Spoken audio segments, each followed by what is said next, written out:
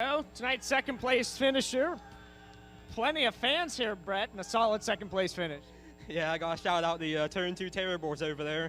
They're all a bunch of good guys to hang out with, talk to. I really like them.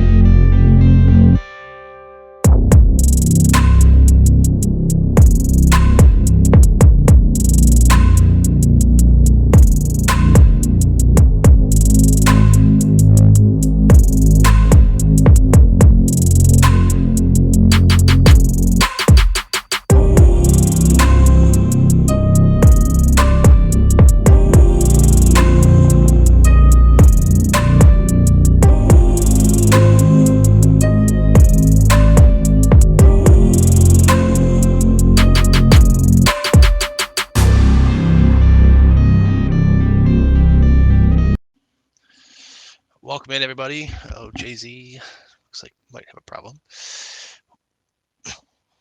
Welcome to Turn 2 Terribles podcast. We have two special guests tonight. We have Michael Walter and Aaron Bollinger going to be coming on then.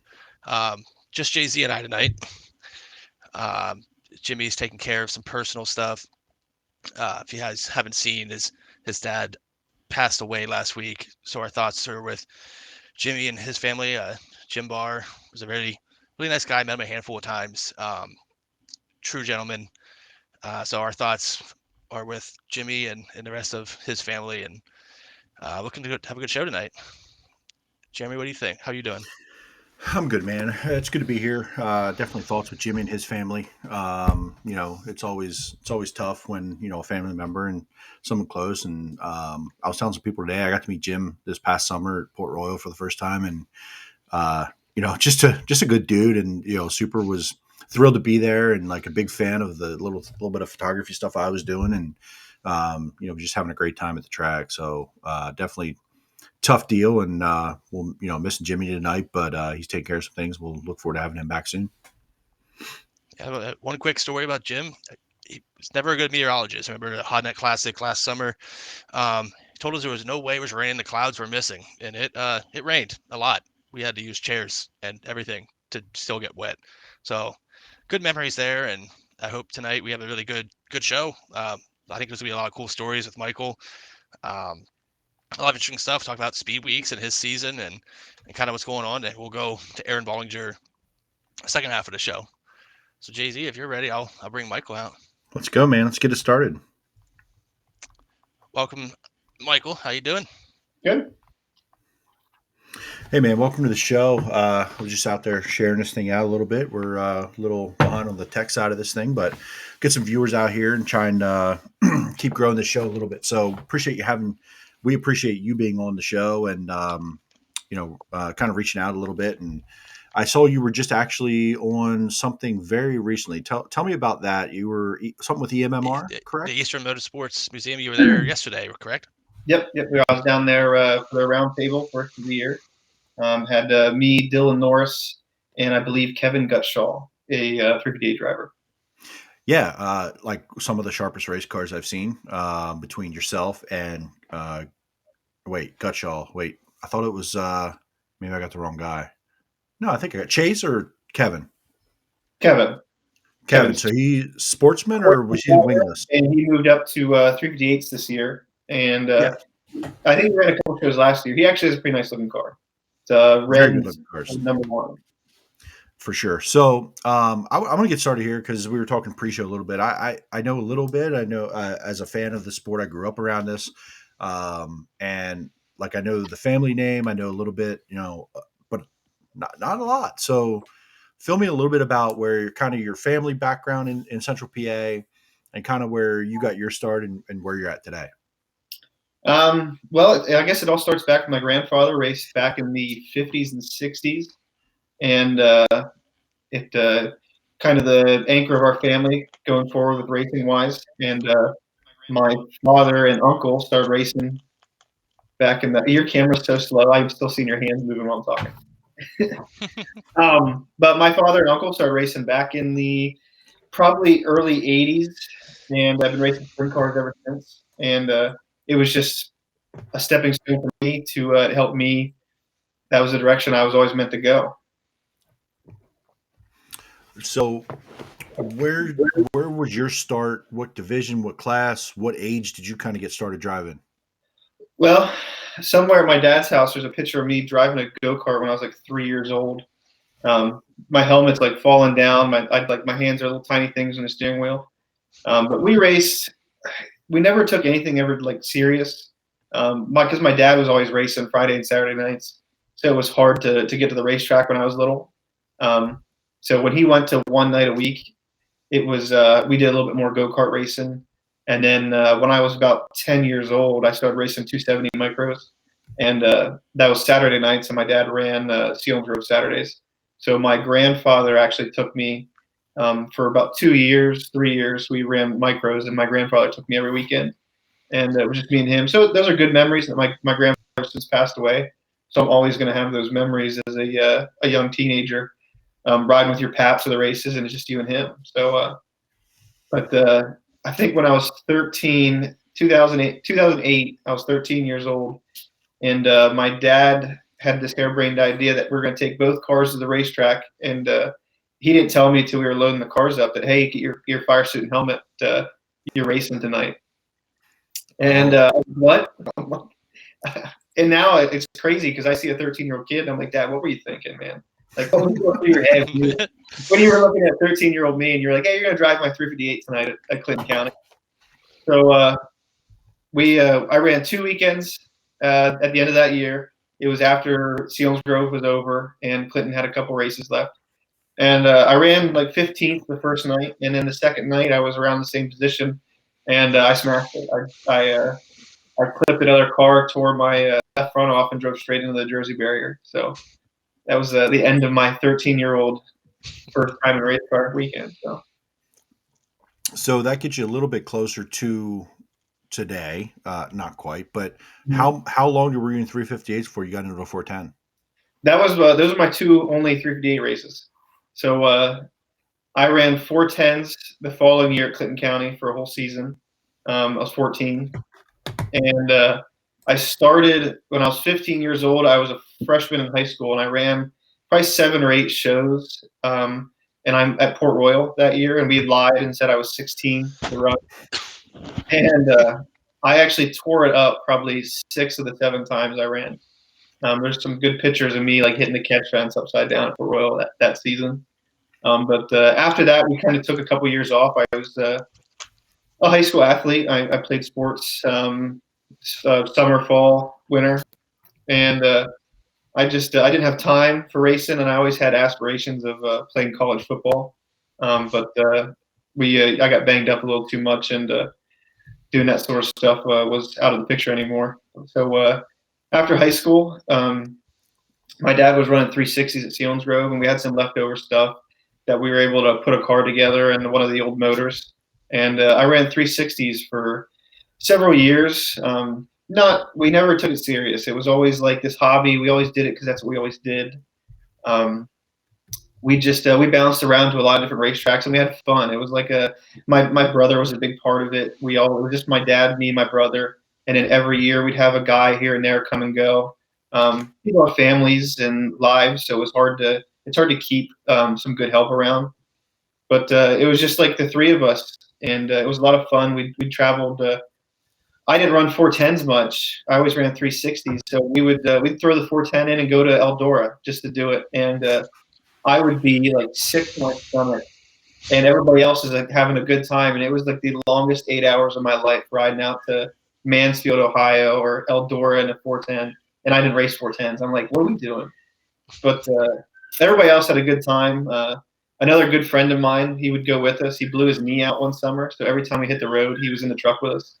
And it'd be like 2 o'clock in the morning. We're at a car wash, and he'd be hobbling around, throwing shit at you. And we always just had a good time on the road. But we never took it serious until like couple of years ago, two years ago, we sat down and we were like, we're gonna have to spend money. We can't just keep doing this on a shoestring budget. Um, we we decided to go 410 racing with we started that year off with a 2005 Mach 1. It was the original Mach 1, first one I ever built, and it was my dad's old car from 360s back in the day, but it was the only 40-inch car we had. We run 360s, ran 39-inch cars, and putting a 410 in a 39-inch car is just asking for trouble. So we had a couple of good weeks here and there, but like halfway through the season, I was like a middle of the pack back marker. I was just struggling. It's a hard jump going from 360s to 410s. Just a same car, same everything. It's just the driving. You got to drive it so differently because of the weight and the horsepower. We struggled. I think I had to run the B main, and I came in. We made a show, but I'm starting like 22nd, 23rd, and some random guy shows up in my pit, and him and my dad are talking in the trailer, and he comes out, and I think we changed 3 out of the 4 torsion bars. We changed all 4 shocks. He moved my wing around. He changed the nozzles, and I'm like, I walked up to my dad. I pulled him aside. I'm like, what are we doing? Like, this is crazy. I'm gonna go out there and I'm gonna be a bucket of shit. I'm gonna get to the end of the front stretch and it won't even turn. Like, it's crazy. This guy was a mad scientist. So we go out for the feature, and I have my doubts and my questions, and I end up going from like 22nd, 23rd to like 10th. And I'm driving through the middle in the slick. Could never do that before.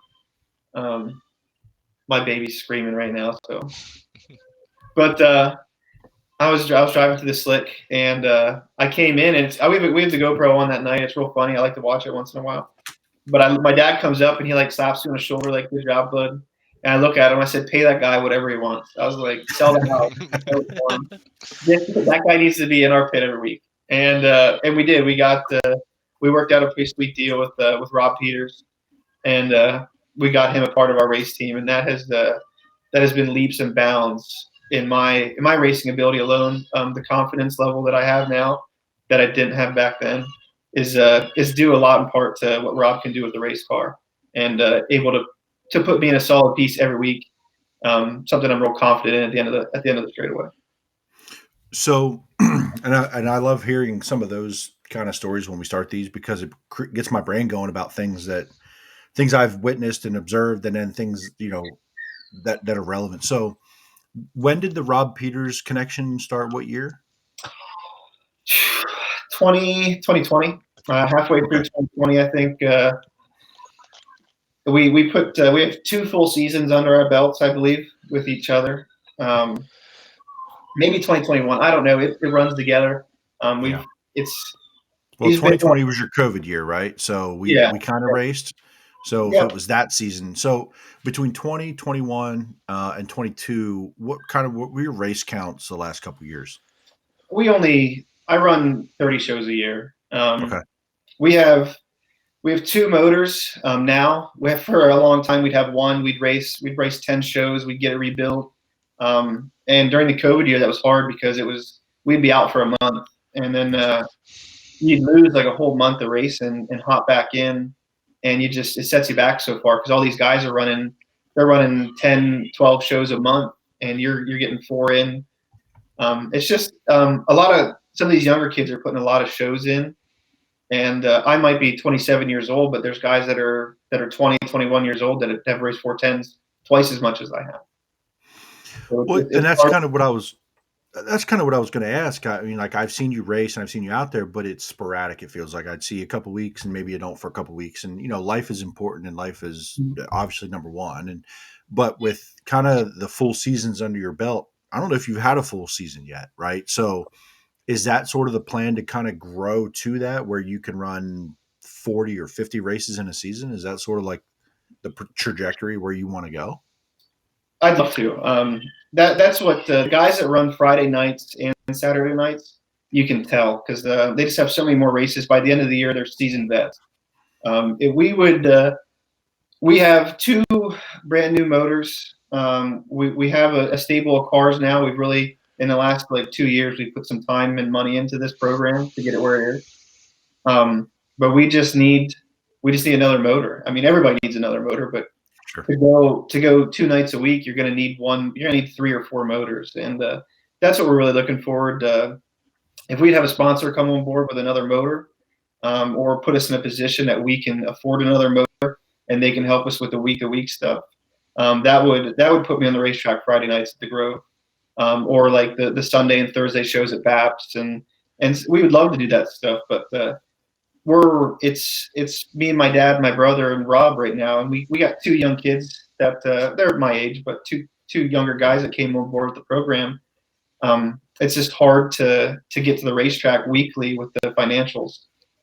So we're struggling like a lot of the middle class guys are in the racing world, but I think we wring every ounce of water out of the towel that we have. And I think, we talk about budget guys, and the first few episodes that we've done have been a lot of Lincoln guys. I spent a lot of time in Lincoln, and we talked about budget guys in Lincoln. And I feel like, from the outside looking in, I think guys can get a lot out of a little at Lincoln more than you could at Port Royal. It's big track, it's high speed, it can be harder on equipment, especially when you crash harder. If that happens, not that it doesn't at Lincoln, I'm not, but there are differences in my opinion. So, like, is Port Royal something you want to do? And that's where I know you mostly from. Is that something you guys do because of location? That's just where you like to go? Is there something that would keep you away from going to Lincoln, or is it just sort of comfort level? I really like my race cars the way they are.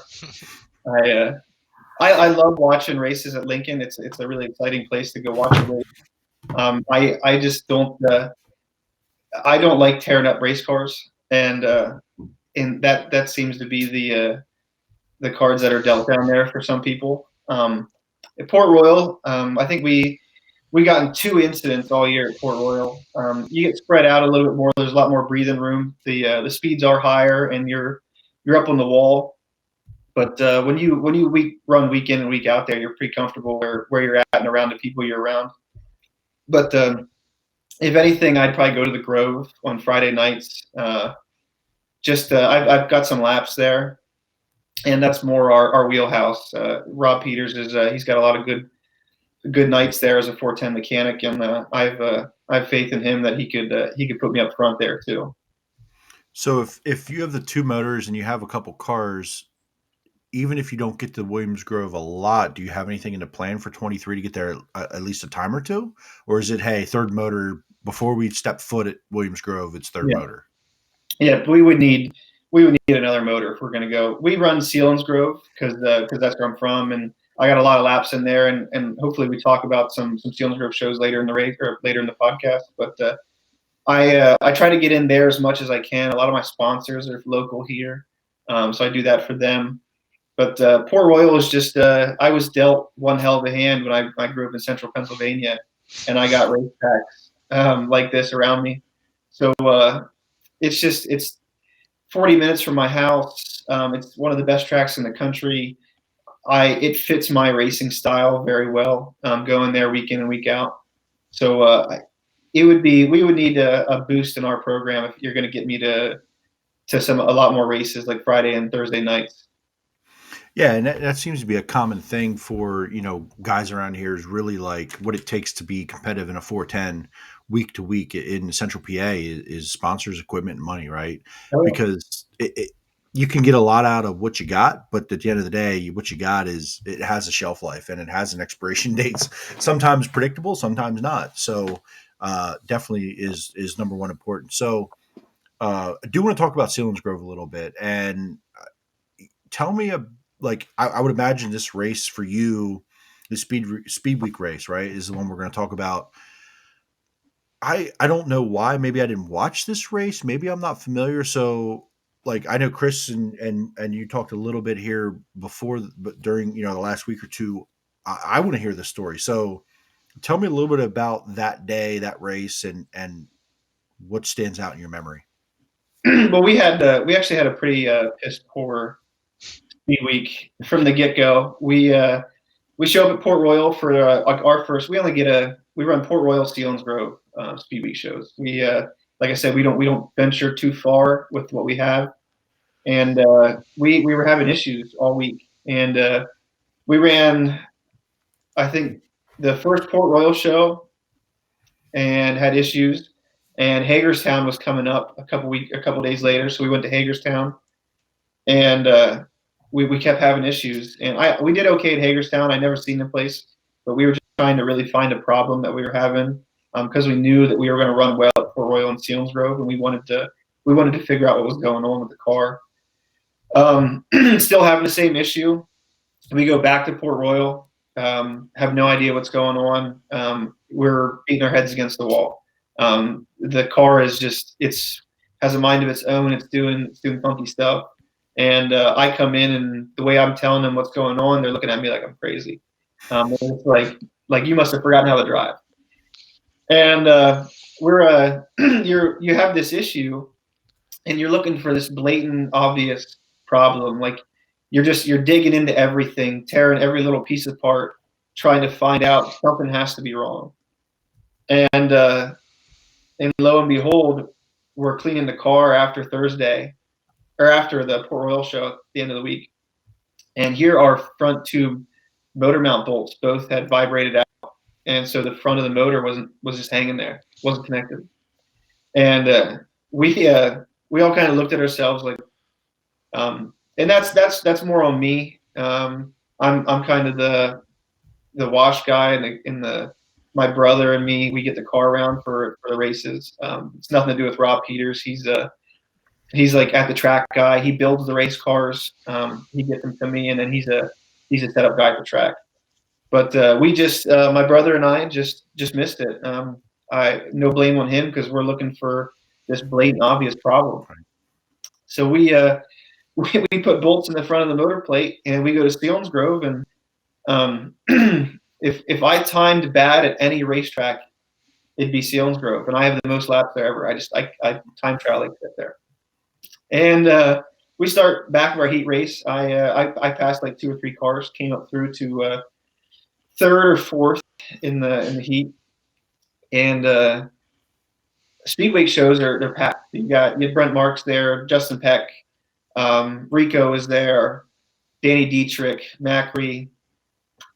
Macri wasn't there, actually. I don't want to say I beat him, and I didn't, because he wasn't there. That's right. That's the Hey, the record books, you finished ahead of him. That's all I'm saying. Right. Yeah, he wasn't there, so I beat him. But so we were starting 11th. Guys that started in front of me: Luke Wolf, Chase Dietz,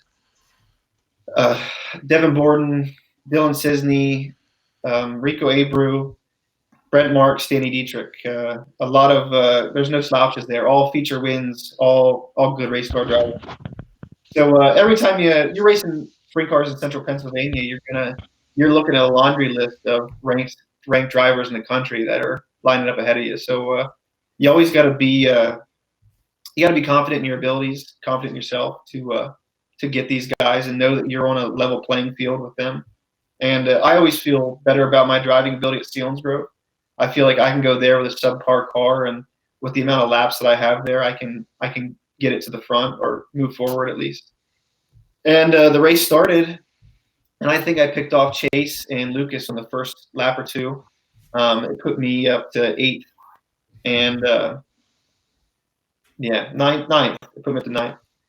And son of a bitch, you guys still see me there? Man. Yeah. Okay, you're good. My screen keeps going away. So it put me up to 9th, and just a long green flag run. I wasn't really tracking anybody down. I'm staring at Dylan Cisney for laps, and he's running the fence, running a good race, and I can't catch him. So I think Steve Buckwalter was another kart starter in front of me, and he blew up, I believe, and that brought the yellow out and bunched us back up with like maybe 12 laps to go. 35 lap race, I believe, and 30 lap race. And on the start, I had a bad start, and Dylan and Borden got back away from me. But I had before the yellow came out, those couple laps, I really found a groove on the bottom. that nobody was running. I just I could get in there real well through the hole in 3 and run around tight against the inside guardrail and catch some moisture coming off. So I tracked Dylan and Borden back down, and I picked him off in consecutive laps, like back to back. I got by Dylan on the front stretch, and I think I got by Borden going into 3 and 4. And after that, you're staring. I'm sitting there staring at Rico Odbro. I'm just I'm not a middle of the pack guy, but I'm not. I get a couple podiums, but I'm not winning races right now. I think that's in the card. But so you're staring at Rico Abro, and you're like, maybe I'm doing something tonight. Maybe this is we're running a good race. And you try to keep your cool. You calm down in the seat, and I'm gaining on him, and every time I'm thinking like, oh, he must have made a mistake. I caught him because he made a mistake, and I kept gaining on him, and now I'm on his back bumper, and now I'm thinking, now I got to make a decision, because if he sees me down here, he's coming. He's you only get one shot at this. He's closing the door if you show him your nose wing. So I waited a couple laps back there, just biding my time, and he hit the middle going into 1 and 2, and I thought, here's my shot. So I drove in real hard, and I got up beside him coming off a 2, and I couldn't close the door on him. He got back by me, and he tried to get down to the bottom in 3 and 4, and he missed it. So if you're running the top like that every lap, and you go to hit the bottom, it's pretty hard not knowing what's down there and how to enter. And he missed it and slid up, and it gave me an opening to get by him.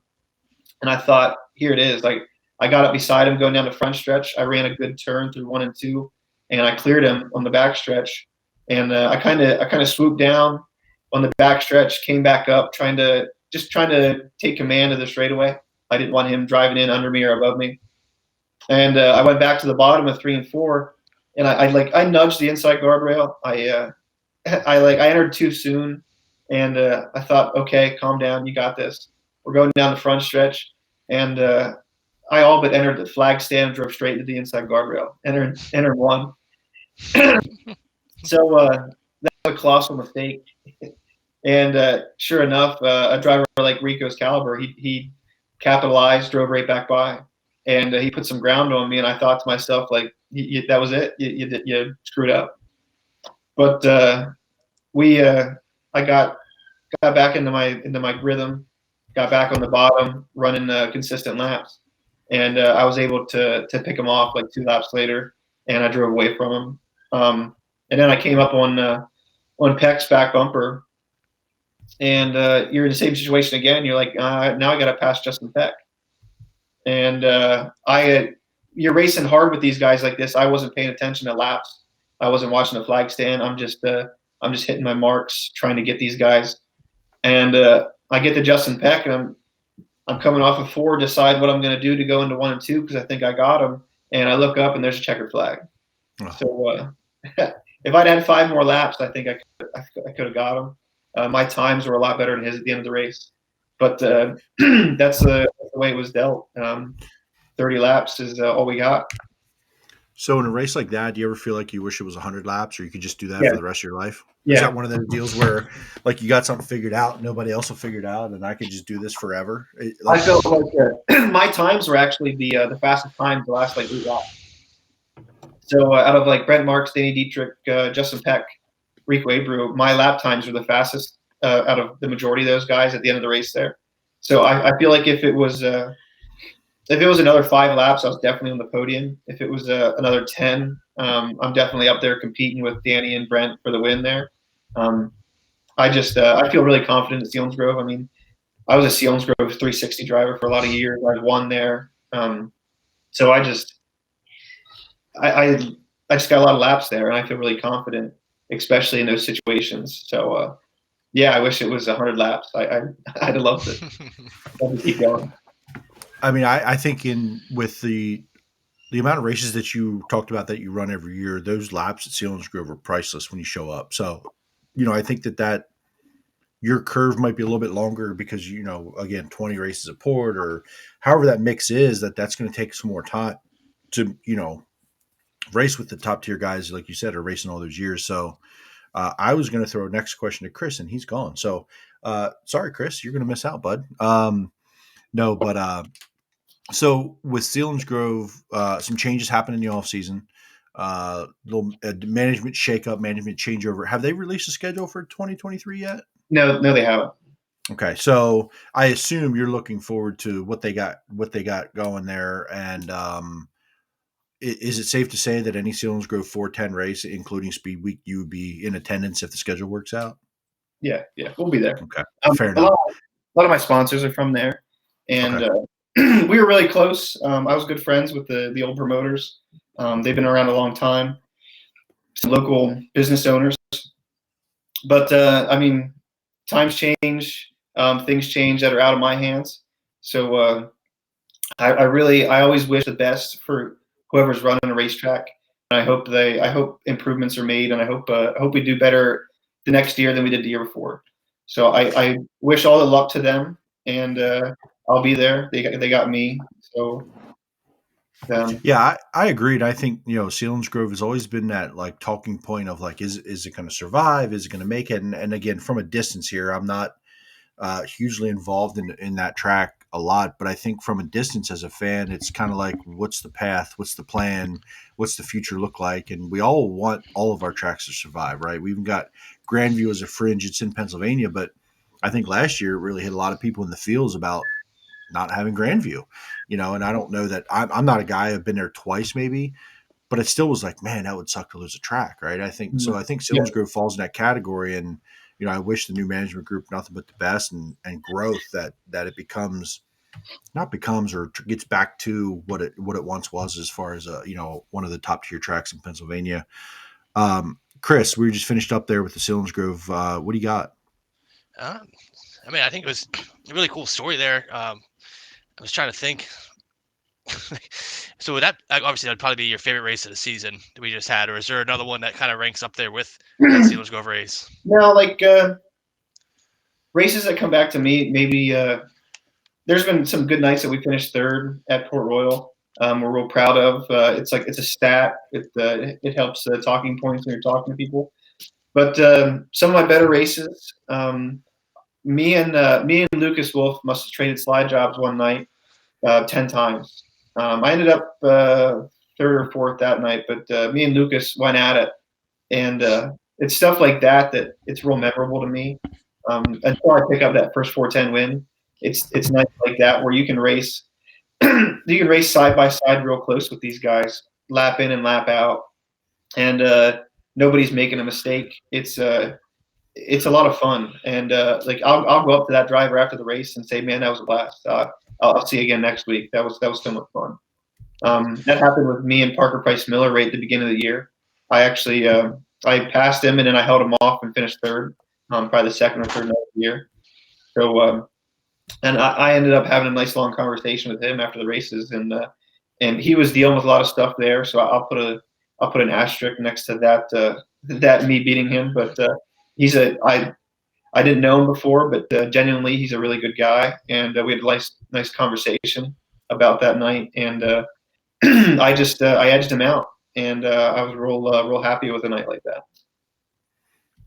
So you keep saying about asterisks, you keep beating these guys, but I think at some point it's not just a mistake, right? You're consistently running up there and you're figuring it out and things like that. So with that being said, if you had to pick one race that you could maybe realistically win, what would be that race for you? Would it be to score 50 or something else? I think I'd rather win the Weicker, to be honest. I would love to have that damn bullhead trophy. I would put it in front of my TV on the mantle. I'd have to look around it to watch TV, and I would gladly do that. It's definitely one of the coolest trophies, and yeah. That event is definitely growing year to year too. We talked like last week with Justin Sider. We talked about how big Tuscarora 50 is getting with the Weikerts, kind of matching that growth too. Was another big event to kick off summer. So that's interesting. Wouldn't have guessed that, but that is a cool trophy. Oh, yeah. So how would that party go that night? Well, we just Rob Peters and his wife have a camping spot in the fenced in area at Port Royal, like right behind the grandstands, and we just secured a spot right beside them. with our RV. So we might be there till That Monday. party's not ending, is what. Yeah, we I'm might be hearing. there till Monday at that point. Chris, that sounds like beers on the way out to the other campsites. Yeah, Right. It sounds yeah. like I'm in. Dylan our should be, like, homeland. coming We have outside that on the way up. and me skinny dipping in his swimming pool. So earlier, I want to ask you something here that is kind of unrelated, but last year you started the season with a red car and ended with a gray car, or was it gray car to red car? We one of the sad accomplishments that we had last year was that we top five different frames, 5 different race cars. So we started the year out on a we at the end of the year 2 years ago, we tore up our SNE, and we started the year out this year on an 05 because frames were hard to get. So we started the year out on our 05 Mach 1. It was the only 40-inch car we had, and that's the car I beat Parker Price Miller with. And a lot of guys at first they had no idea what car it was, but by that time they all knew that car and they hated it because it was this bent 05 piece of shit that was finishing in front of them. And it was more Rob Peters' shock package and me just willing it to the front than anything. But we started out the year with that. We ended up getting we got 2 brand new SNEs that are amazing race cars. It'll be hard pressed to get me out of them. We tore the first one up at Port Royal with the AJ Flick wreck. Me and another driver got into it at the end of the front stretch, kind of a racing deal. We both went for the same spot, and it sent me straight into the guardrail. And it was one of those hits that I thought, like, wow, I'm glad this is over. And then all of a sudden, AJ came in there. And at a place like Port Royal, you're running the fence. You got nowhere to go. A guy comes up in front of you like that, you're there. He was already committed. I'm sure he did everything in his power to not hit me. And that was a shot that put me out for a week. And I've never missed a race due to injury. And I needed a week off to recoup and get my stuff back together. And we broke out our other SNE. Was a black frame, but the same body, same wings. They were red wings, so that was the red car you're talking about. And we got the first night back in that car. We finished 3rd at Port Royal, which is a good night. Coming back from missing a week due to injury, coming back, finishing 3rd, we were pretty happy with that. Take it to we run 5th the week after that at Port Royal. Take it to Selinsgrove. We're one of those nights at Selinsgrove. The weather hindered the racetrack. A big track like that, it's hard to know how much water to put on. Weather comes in. It was 140 mile an hour, wide open, curved in the middle of the racetrack. And you at the end of the straightaways, the car's groaning, the motor's groaning. You're just hoping at that point you're not passing anybody. You're ripping tear-offs off left and right. You're holding your hand in front of your face so you can see. And doesn't the right rear tire delaminates at the end of the backstretch. And it happened so fast. I hit the fence, started flipping. And by the time the first person came over to me and asked me what happened, I said, the motor blew. It had to have. I got to the end of the straightaway and some catastrophic noise, and I'm flipping. And they leaned in and said, your right rear tire's gone. Nothing's left, no sidewall, no nothing. It's just a wheel. So that was the first time I blew a right rear in a situation like that. And just getting past that was a little hard. Like 2 laps later, that same race, Mark Smith blows a right rear, coming off of 4, doing 80 mile an hour and coast to a stop. And I'm like, why the fuck did that happen to me? Right. Why not me? But it's just the cars we were dealt that night. It set us back in our racing program because we put a lot of our funds into the motor program at the beginning of the year, and in the middle of the year, we picked up 2 all but new 410 motors, one being brand new from HP, and we were left there with no cars. We could throw the old 40-inch Mach 1 back together. We knew it was okay, but you're hard pressed to get that to the front. Or we can go out and try and find a car. We made a lot of phone calls. And I called a lot of local drivers. If I could get in a backup car, if I could run there. Some of the guys I knew didn't run weekly. Would they let me run their primary car for the dream race? And doesn't Mark Smith give me a call back? And he says, hey, come pull my 360 motor out of my primary 360 car and take it. And I'm like, you sure? You just seen what I did last week to my own shit. And we pull his motor out. He lives outside of Sunbury, which is like 10 minutes from me, which is awesome. I didn't have to go to Timbuktu to pick a car up. But we put our motor in it. Rob Peters comes up, rubs his hand together and do some voodoo to the thing. And we throw our wings on it. We head to the track. And I don't know if we timed that night. I ended up starting in the front of my heat race. I don't know if it was pill draw or time trials, but somehow I got pretty lucky there starting up front. Started next to Mike Wagner, who's a force to reckon with at Port Royal. Him and his son. If you can beat one of them too on a regular night, you've done something at Port Royal. And he took the lead for the majority of the heat race, and he was sailing the top. And I don't think he knew that the middle was there. There was a lane right through the middle, and being the leader in any race, heat race, feature, or whatever, it's the best worst spot to be in, because you can't see the guy behind you, whether he's gaining, what line he's running. You can't see the mistakes that he's making that you can improve on. And I was able to get up close to him with like 2 laps to go, and I threw 2 sliders on him the last 2 laps, and I ended up the second one was pretty close, and he had to get on the binders, and it left me able to take the win of the heat race, which with pill draw started me 4th in the first feature of the the dream race. We went into the dream race, 2 twin 20s, and I said to the guys, I said, if we can stay in the top 8 was the maximum invert. I said, if we can stay in the top 8, that'd be good. I really think we have a shot at the second feature. We're always a late race team. I always put stuff together last 10 laps of features. So I figured if I could just hold on to a top 8 finish, and we could make the invert and start up front of the second feature. And I cut it a little too close. I finished 8th, started 4th, went backward. But you got a lot of good cars around you, and you're trying not to push it, not to hurt your tires. It's hard keeping them behind you.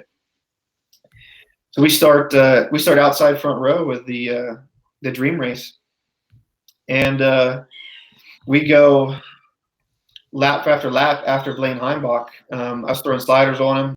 It was one of my better races of the year, I think, and pretty impressive to myself in a car I've never run before. I've limited lap in a big cage car, like a Big Max, but that was a Mach 1 that Mark had. We put a really good night together, and I would have finished on the podium. I passed for the lead a couple times. And when you're racing a guy like that, you're letting other guys catch up to you. And when you got the caliber of guys that we race against there behind you, like Danny Dietrich and Lance DeWeese was there that night, Logan and Dylan,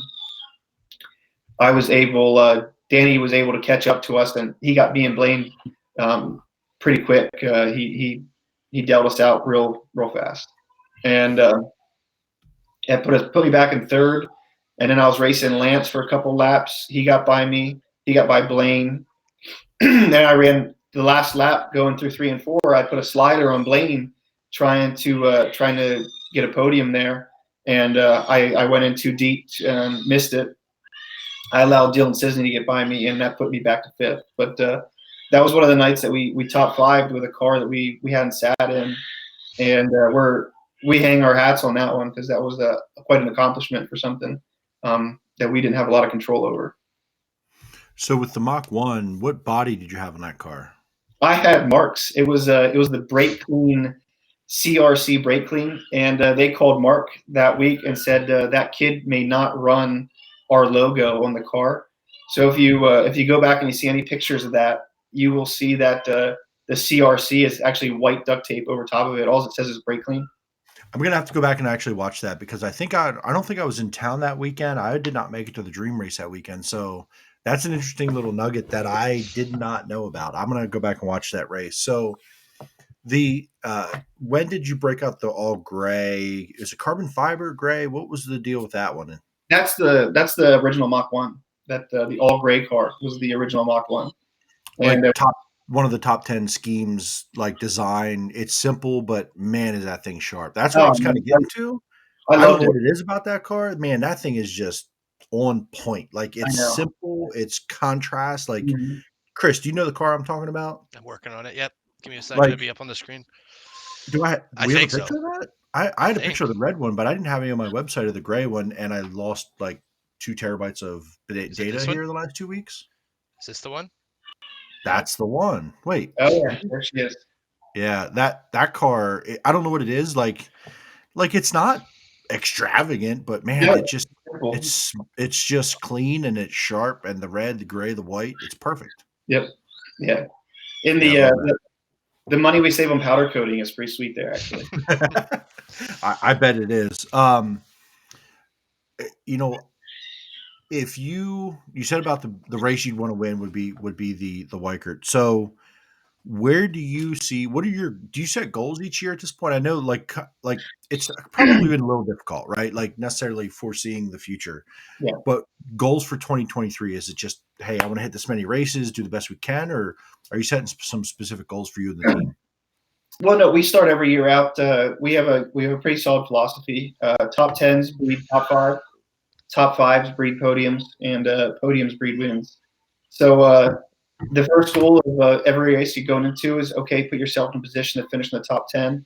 And if you've done that, you've put yourself in a position to finish in the top 5. You've done that, and so on and so on. So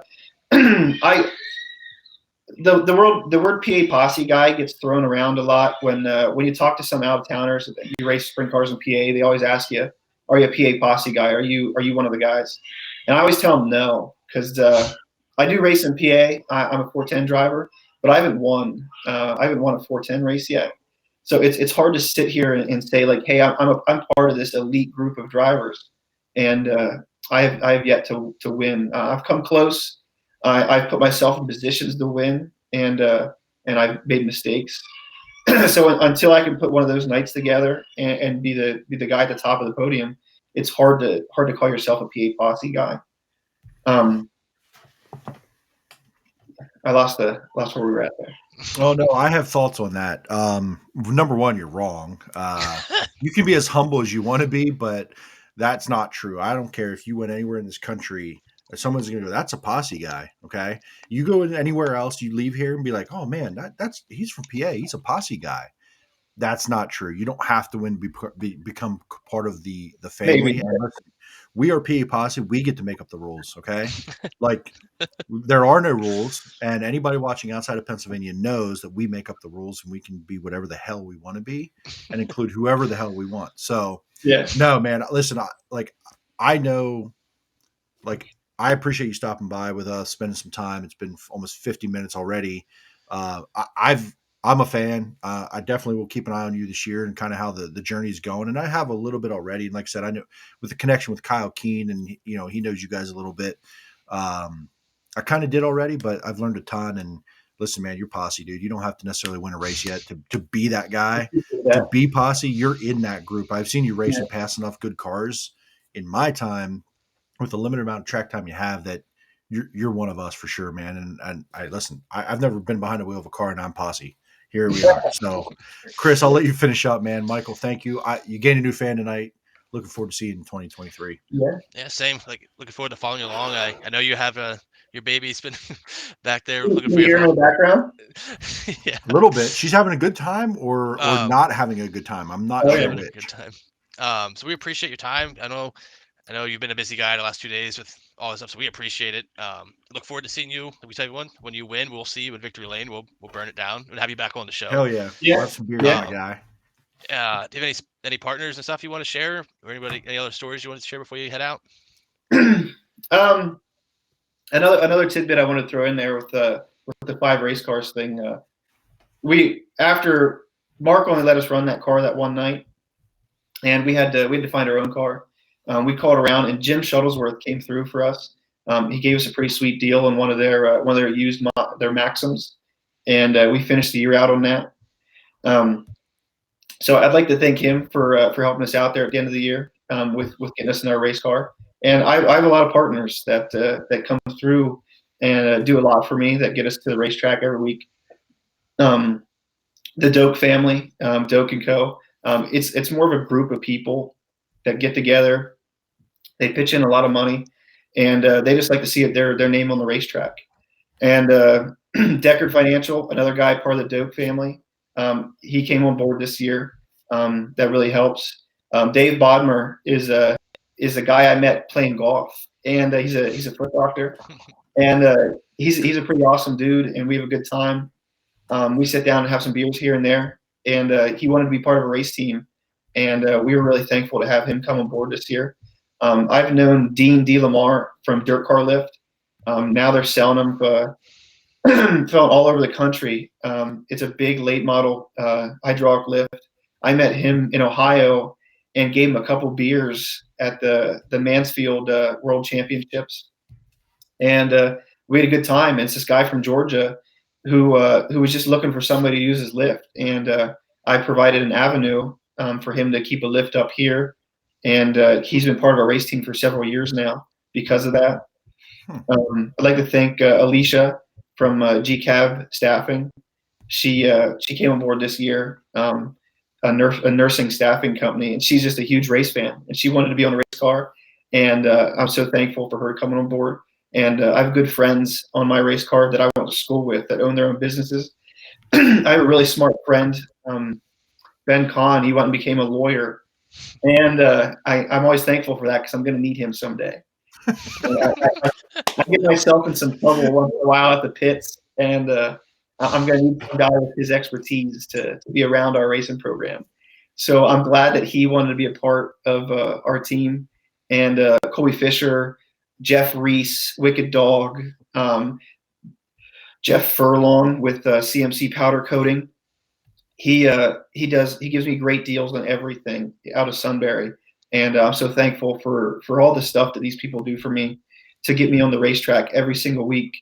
I wouldn't be able to do this without them, and a lot of what I've become in racing is because of people that have supported me and give me a chance to prove that I can drive and try to be a PA Posse member.